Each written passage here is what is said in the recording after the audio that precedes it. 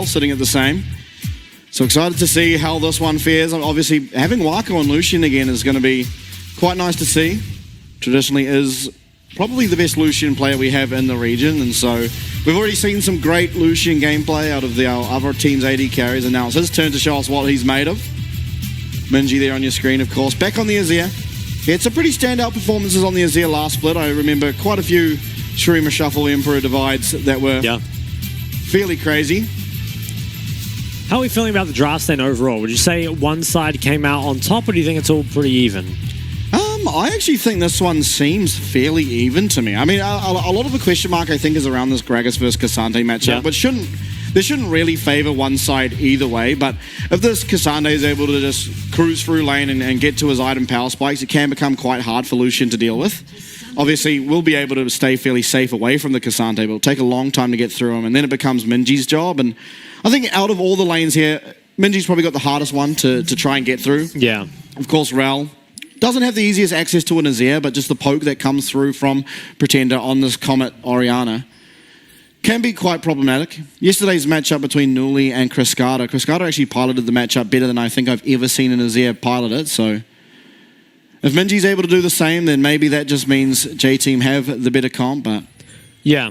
It might actually be an easier matchup this season just because most of the Oriannas are rushing out their Seraphs, and so there's a really big difference between, you know, laning against an Orianna that has, say, tier Darksteel on her first base compared to the Oriannas that, at least at Worlds, were just rushing out a straight lost chapter and just really pushing you in, making it extremely difficult.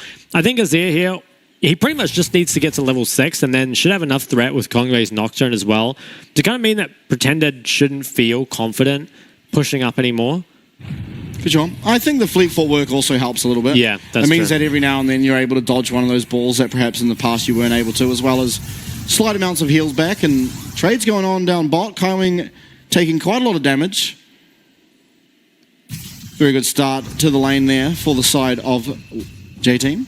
Interesting level 1 wards that they put down. They put one ward in the river and then one ward obviously on that red buff. So trying to just get what control they can. Obviously that Lucian Milio lane needs to push, and so placing a little bit of vision early should protect them from any sort of 3 camp, or at least if it comes, they should be expecting it.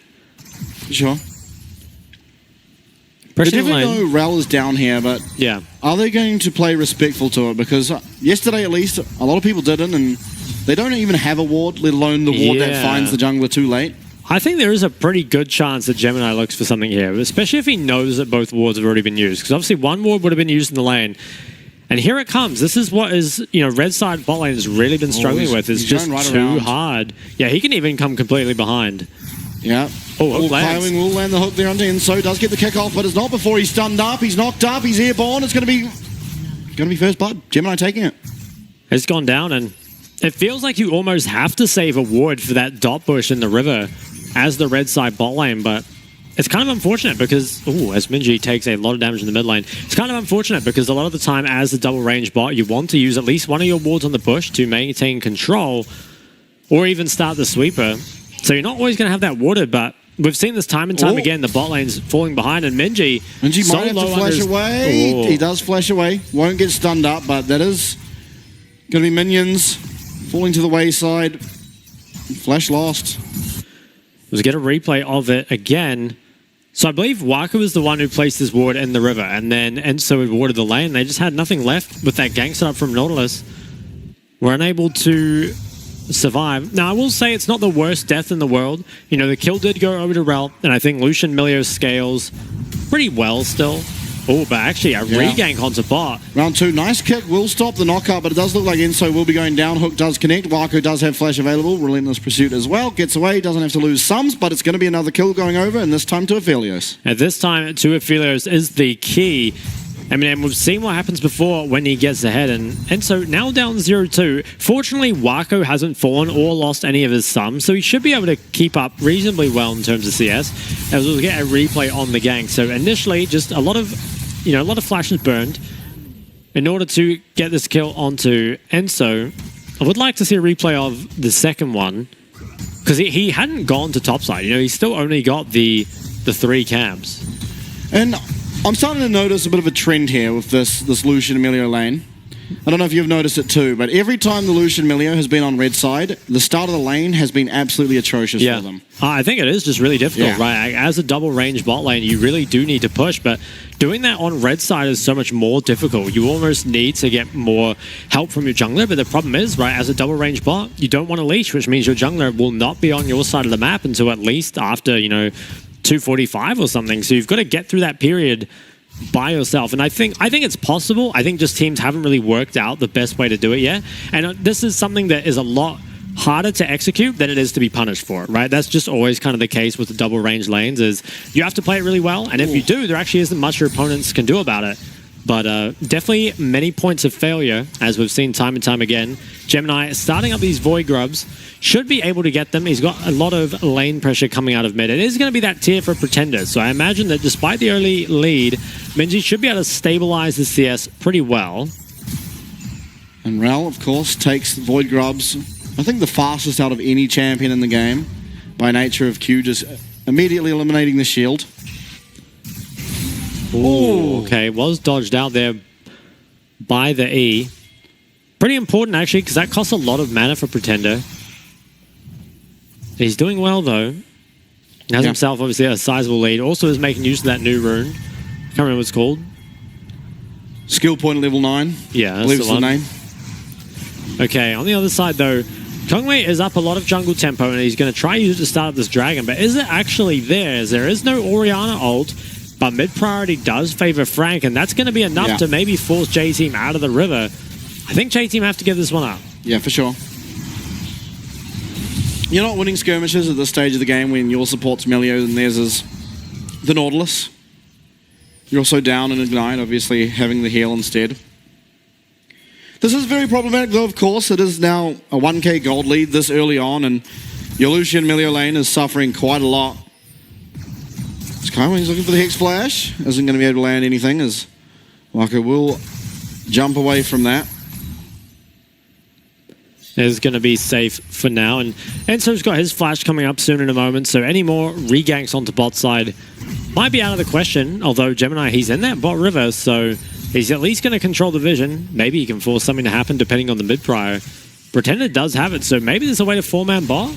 It's a cannon wave as well. I wonder if they'll pull the trigger. It doesn't seem like it. Very close call there, but Wako returning a nice amount of damage after the dredge line did miss. There are pings onto bot. They have 4 people in this bot side river. I don't think the wave will be big enough. I think they crashed it a little bit too early. I think they could have done this, though. I think if they played this a little better, actually could have been a successful 4-man onto bot.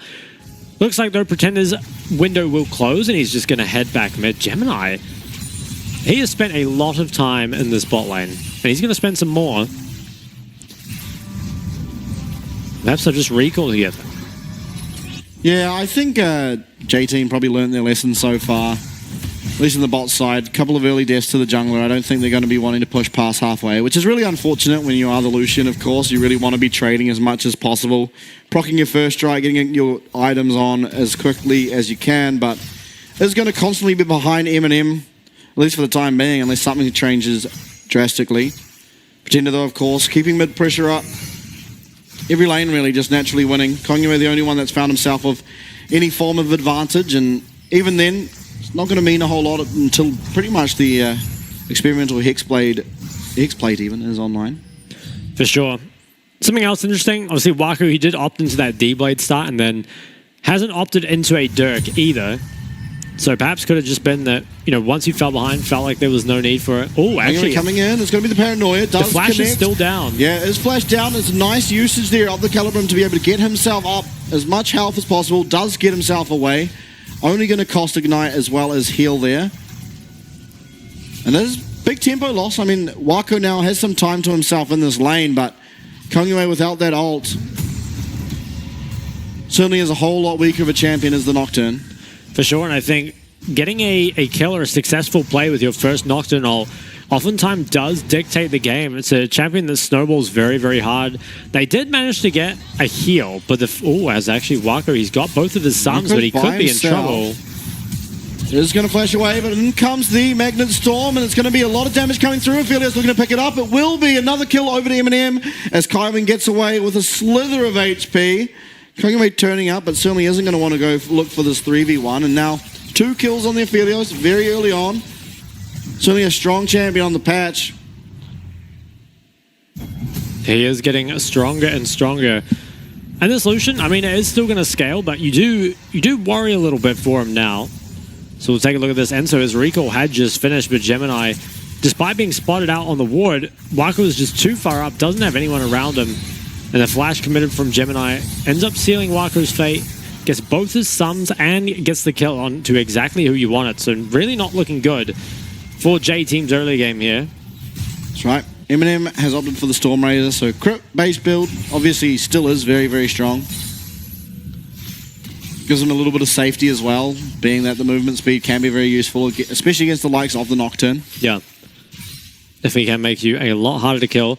Second set of Void Grubs have come up, and Frank, if they want to try and secure these, would be able to get all 6, which could be a pretty big deal, because so far they're the ones with the winning lanes, so they'll be able to continue to pressure this lead, snowball even further.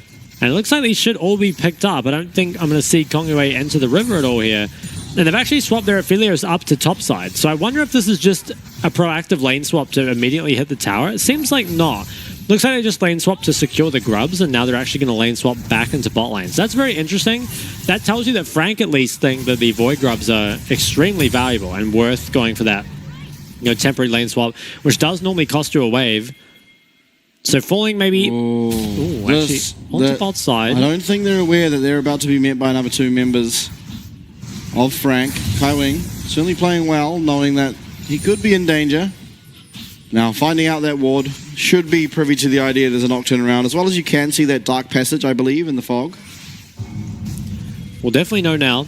Second Dragon is up, and Frank, if they want to continue this streak, get all their neutral objectives, they could look for this one. They definitely have the stronger AD carry at the moment. They should be able to get priority over bot. I think maybe just being a bit careful on the bot wave. Obviously with no flash or heal on Eminem, he is very vulnerable to Kongwei finding him. Doesn't know that he's actually just recalled at the moment. Hexplay is picked up for that Nocturne, so that's a very big power spike. And one of the most key ones for contesting this Dragon if J-Team want to. Absolutely. First pause, 2024 does come through. Sure, we'll have information about that coming on later. But, I mean, current game state, what do you think sort of J-Team have to do to try and find their way back in it? It does seem like you just sort of farm up. Maybe the Hex Plate's enough to get you a possible team fight win. I mean, looking for Eminem if Nocturne can get on him, and if there is any follow-up. There is the angle where, of course, Aphelios being a pretty vulnerable AD carry can go down. But in the same right, if you're not able to, execute completely, Aphelios will just melt you being the strongest champion on the Rift as things are.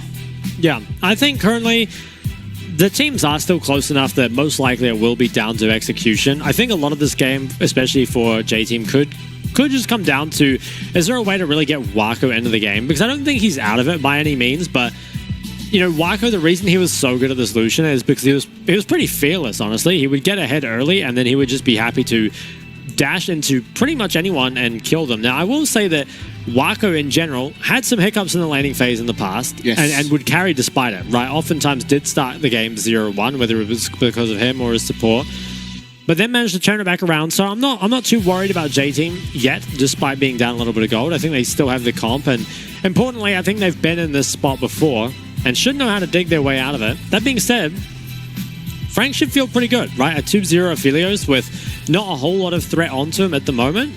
That's a recipe for Eminem to really put this game on his back.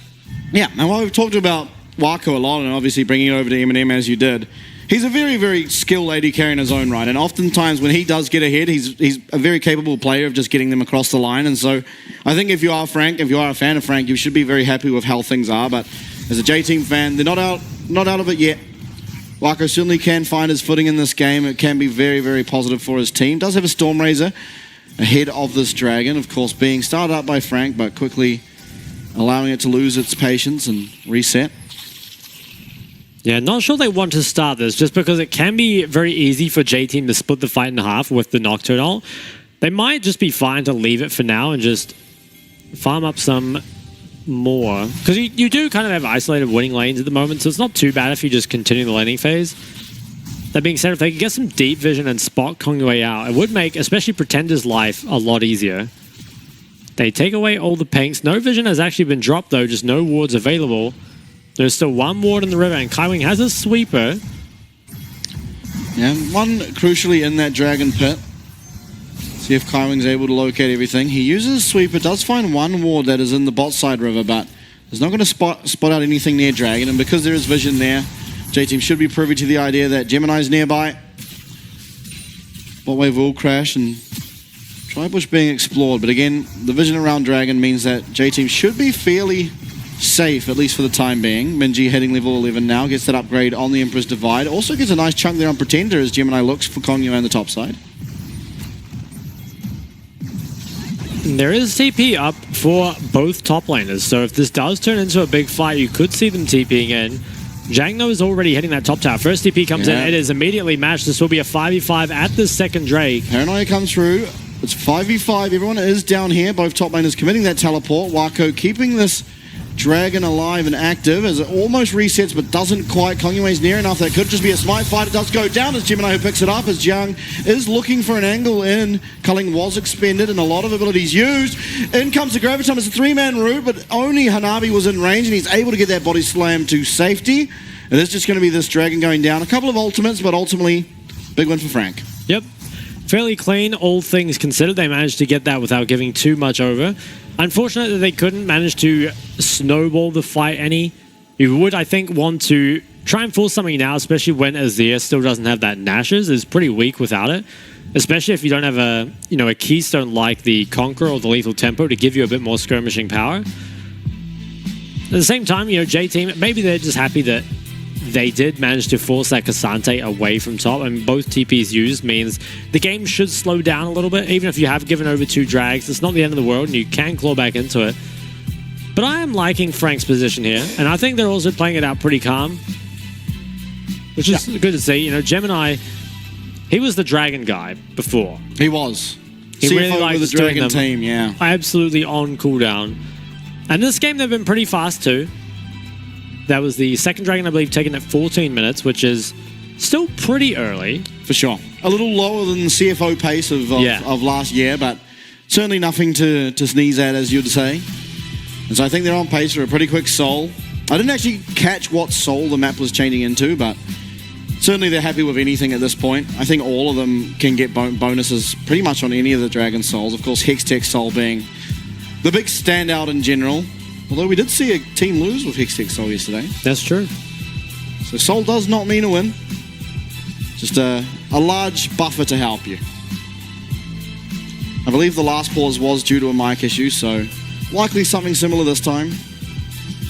Get that all sorted out and back onto the Rift. And I mean, how are you feeling? How are you liking 2024 split so far? Tell me what your favorite thing is. I think you know mine. Ooh, what do I know yours? What's yours? The 1v1s. I love the 1v1s. Okay, I thought you were meaning like the item and map changes and stuff. Oh no, those suck. No, that's not true. They're actually alright, but I do die awfully quick these days. Yes, there is a lot of burst in the game at the moment. I mean, I've been kind of enjoying abusing Storm Surge while it's still so broken. I think I agree, though, for PCS changes. I think the 1v1 for side selection is really, really interesting, and I wish that had been around when I played. I think that would have been very, very fun, and getting the scrim 1v1s would be cool, too. Yeah, for sure.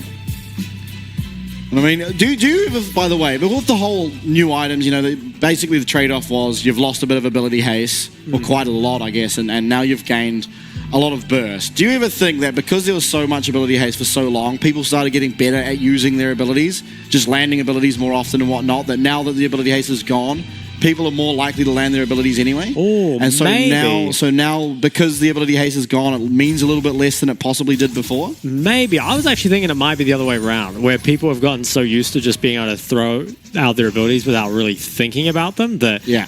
Now it feels like every cooldown matters a lot more, especially in team fights. Before where there'd be, let's say you had something like Syndra Stun, right? Where before, or at least ages ago, you only got 1 Syndra Stun a fight, where now, or with the CDR builds, you're able to get 2 or even 3. So you could just, you could afford to make the mistake. But I think in Season 14, now you have to be pretty careful with those key abilities again, because once you do use them, most likely you're not going to get it back.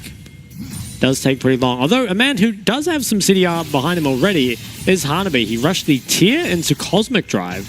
Not something that I've seen yet, but I kind of like it.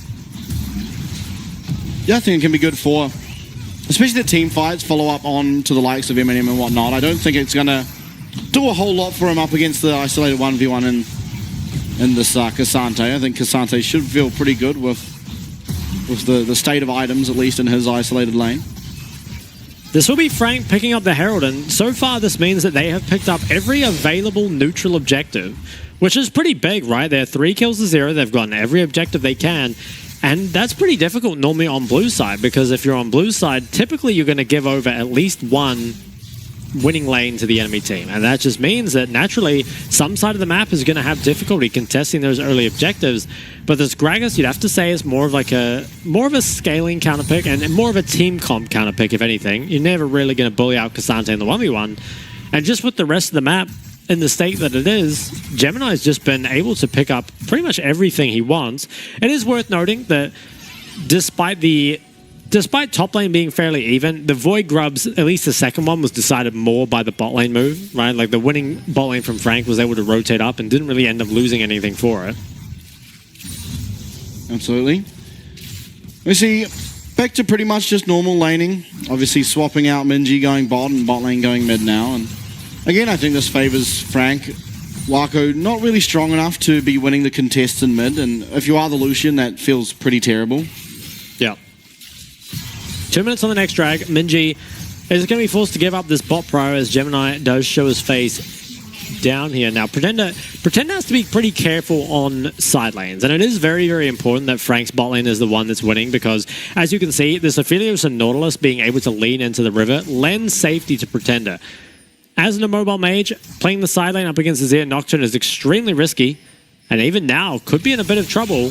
Yeah, it does go. Oh, he didn't have vision. Oh, Paranoia does come through. It's going to be Gemini who is nearby. Magnustorm comes out. It's going to be Kongwei getting locked up very, very low. Sand Soldiers trying to do what they can. Emperor's Divide does come out, but the flash from Gemini will confirm at least the kill onto Kongwei. Minji, though, not out of the woods yet. Looks like he will be able to get out now, but again, another mistake there from Minji. And in fairness, was blind. If he did go the right way, would have been very successful, but unfortunately did not. And then overcommittal. Dredge line is going to come out, and everything's coming down onto Wako, but it's going to be Enso who goes down first. Wako getting very low. Gravitum gun is not available, so there is no root. Nice dodge out by Wako, but Eminem with the flash forward. Gravitum gun now is available, and the Infernum Q will secure that double kill now for Eminem, who's sitting at 4-0. Frank are just absolutely slaughtering J-Team all across the map at the moment. One tower mid falls and another one not too far behind. This is a huge gold injection.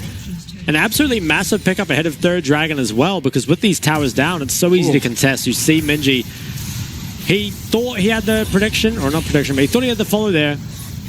And Kongwei, I think, it felt pretty forced, right? I think after Minji misses the flash, you probably should just back off, but they feel pretty desperate. They really were trying to find this pick and get back into this. I guess this was previously.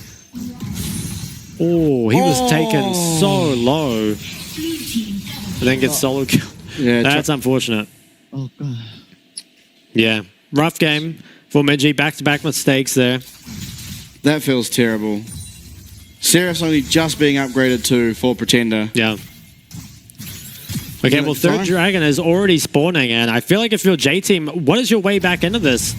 You're falling further and further behind. You can't really afford to give this Dragon, but there really is no way to contest it. I think your best play is probably give up this third Drag, try and trade some gold onto the top side, and then just coin flip the fourth Dragon. I think that's the only way you can ever get into this game at this point. But really, it feels like Frank, they have all the cards.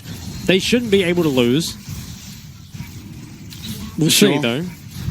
Ooh, TP comes out from Pretender. Now, again, normally this is risky because TPing onto the weak side while you're doing an objective can be problematic, but right now, Frank, they're so ahead that they pretty much just get everything. You can see that the Kaiwing's Nautilus just lent into the top side, and that was able to keep Pretender safe. In the meantime, you know, Eminem, he didn't even need to commit time to hitting the Dragon. He was doing the walls the whole time. So Frank are just getting absolutely everything here, and J-Team really just can't catch a break. Now, TP does come into the top side from Hanabi. Pretender does not have flash, and he is found here. I believe he's gone. Jenda is going to be going down, does get the shockwave off, but not that much damage to speak of. Kongwei picking himself up a kill. Coling does go out onto Kaiwing, who gets chunked fairly low as Baron will spawn. There certainly isn't the damage to do that just yet, though. So there's just the one kill found onto Pretender, but an important kill nonetheless. Yeah. And in the meantime, though, remember, this is with a 6 Void Grub buff, so Jang is absolutely just shredding the tower. Doesn't have his Iceborne, but does have a Sheen. That's even more gold picked up. It's currently a 5k gold lead. It's been pretty stable around there, or a 4k gold lead. It's been pretty stable there for some time. Winter's Approach finished now too for Hanabi. Very interesting build. Is that what that's called? I thought that was Fimbulwinter the whole time. No, I think you might be right. I think Winter's Approach might be the unupgraded version. Oh, okay. I have no idea. I think you're correct. Well, in the meantime, Infinity Edge was picked up by Eminem. Very, very strong. Navori is completed by Wako, though. So I think Wako is actually... He's a relevant factor in this game. It's just how easy can you actually deal the damage. Minji, look at Eminem will find it, and now Wako's going to be able to get in, get the shot down onto Eminem. Minji might go down for it, though, as Gemini is in the middle. He's staying pretty healthy here. Does land the 2-man stun. It's going to be a 1-for-1, but a lot of gold now over to Wako on this Lucian. Yeah, I think pretty important pickup. Frank, they've already hit their spikes there. They've got those Aphelios items that are needed. But for J-Team, their mid and AD, their carries still need items. They need that Leandries on the Azir, and obviously more gold onto Wako. You never say no to that. And as much gold as they can get together in the next 3 minutes, that's the name of the game. They have to be able to contest this 4th dragon somehow, because giving over this Ocean Soul would spell disaster. Eminem on the mid wave. He felt safe. He had members around, but with no flash, Eminem was able to find the angle onto him. How big was the shutdown? Did you see? Was it big? Oh, I didn't see. But it would have been big. He's 4-0. They're very well ahead. Okay, sizable gold. You'd have to expect be given over to Wako there. Yeah, it won't be the rapid fire cannon, I suspect. It's a bit too much gold, but maybe he'll have a Zeal and another carrot. I think unlikely to go the boots, although maybe the boots are just better when you're coming up to an immediate objective. Do you ever think he just buys a Last Whisper right now? I feel like there's no chance of completing an item, but maybe the Last Whisper to get through that Rel and Cassante? Yeah, there it is.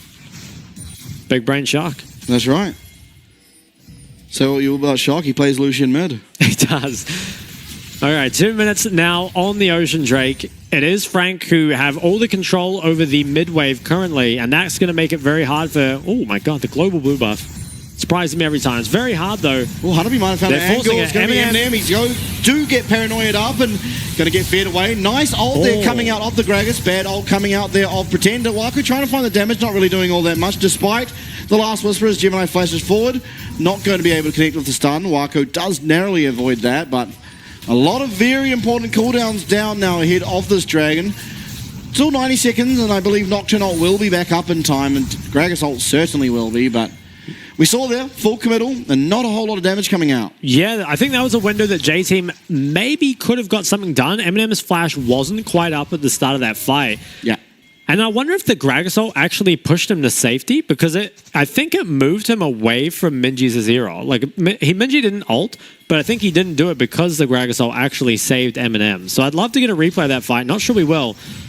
Kongwei, though, he could be in a bit of trouble here. He lost his flash in that fight too, so paying the price perhaps. The ult will connect there. In comes a breath of light. It's not going to be enough. 1 minute left until the dragon. The jungler does go down. Wako getting slowed up. Going to have to commit his flash as well as Enso. So 4 flashes down now ahead of this dragon. Baron, though, going to be where the attention of Frank does head towards. Minji recalling, does have teleport available as Hanabi is coming up the river too. And this goes down very fast, especially with the Aphelios guns currently. There is no jungler, remember, for J-Team, so at this point they're just trying to kill someone and put a stop to this, but I don't think it's going to be possible. It's looking more and more like Frank's Baron. Eminem shredding. Hanabi does find his way onto Pretender. It is the Baron going down there. Kaibing finds his way in, and it's nice Emperor's Divide, but here comes Gemini with the stun. Minji getting very, very low here in the middle. Wako on the bottom side, trying to do what he can against Jang, and it's not a whole lot. In comes the depth charge. It's going to lock up Wako on the Lucian. He's going to be taken out by Eminem. Now, Enso certainly not long for this world, as Eminem likely to pick himself up a double. It's the Baron. It's a lot of kills. Only 2 men standing. The Ocean Soul also alive, and it's Frank's for the taking. It doesn't look like Kongwei is going to be able to get on the map to that dragon in time. So Frank, they're going to get absolutely everything here. They pick up the Baron. They can grab themselves this Dragon Soul. And then it really comes down to how much can you get with this Baron. I think if they manage to get a fight, they will end. Otherwise, 2 inhibs seem to be the play. And it's always going to be very hard for J-Team here. This is a 4v5 where they're down like 4 or 3k gold, which is a pretty tall order. And unfortunately, just don't really have the damage. I mean, they got Pretender into the fight, but Wako was only able to get a couple orders off him, and Minji didn't find anyone really valuable in this fight either. So the carry's just pretty much taken out. Nothing really done here. And it is a bit of a Hail Mary for J-Team. You never really expect that to work, but you sort of have to try. 2 items now completed onto Minji, though. He is strong. Feels like it's too little too late, and they'll have to try and hold on to as much of their base as possible. Down 6k gold, and no healing cut for this Ocean Soul, importantly, means that Frank, they should have a very easy time cleaning this one up from here. At the bare minimum, 1-2 inhibs with this Baron. I think can probably find more. Yeah, especially with this lockup, it's going to be Hanabi getting so low. Is the Gragas so able to survive, will be able to get back to his base likely, but the third Natofu strike does connect, and he will not be going anywhere except into a grey screen as Eminem collects himself yet another kill on this Aphelios. Second inhib now going down. It's 4v5 in the base. There's not a whole lot of range to speak of, as Minji does have a bit, but against this Ocean Soul is really fighting an uphill battle. Attention towards these Nexus turrets. First one is going to go down. Out comes the Paranoia. Hanabi is dead still, and it doesn't look like there's much here for J-Team to do, as Frank do start hitting this Nexus. Eminem actually trying to make a play. Doesn't look like he'll get a kill. Will not. It's just going to be the first game now going over to Frank in very convincing fashion. Yeah, Frank really put on a clinic in game number 1, and you wonder how much of that, okay, stems from